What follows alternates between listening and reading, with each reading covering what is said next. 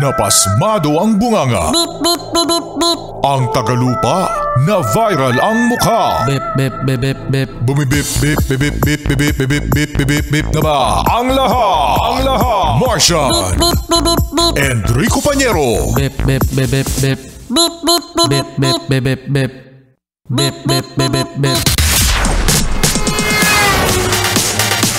Titilaok! Titilaok! Beep, beep, beep, beep.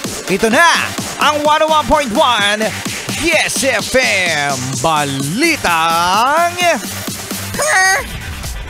Good news mga yes friend para sa Philippine sport kasi ang paborito nating basketball at ang pinaka-paborito nating team na nagre-represent sa Pilipinas sa FIBA, ang Gilas! Anong nangyayari sa Gilas, Rico Pañero? Ang Gilas, mga yes friend, ay pasok na sa 2025 FIBA Asia Cup! Yay! Ikaw ulat ba ng Pilipinas yan?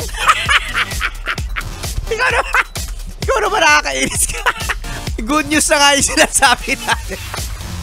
May tapos ba ang kaguluhan sa Pilipinas? Ang mga magkakaaway ba ay magkakabate? Teka, hindi yun yung topic natin. Bakit? Ha? Wala ba ang korupsyon? Uy, nasa FIBA tayo. Ay, nasa FIBA pala. Congratulations. Congratulations sa Gilas.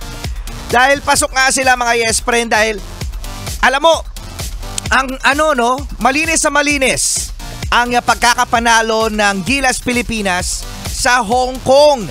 Akalain mo Marcia, tinambakan ng Gilas ang Team Hong Kong sa score na 93-54. Ang Gilas 54. Hindi. Yung Gilas ay 93. Oo, 93.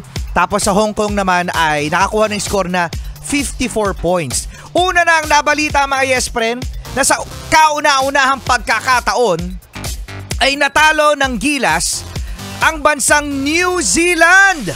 Wow! Chamba! Napaka-negative. Napaka-toxic na itong partner ko, no?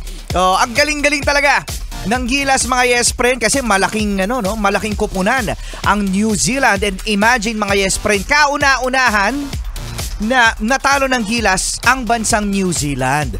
Tingnan natin kapag sa ulitin. Kung chamba.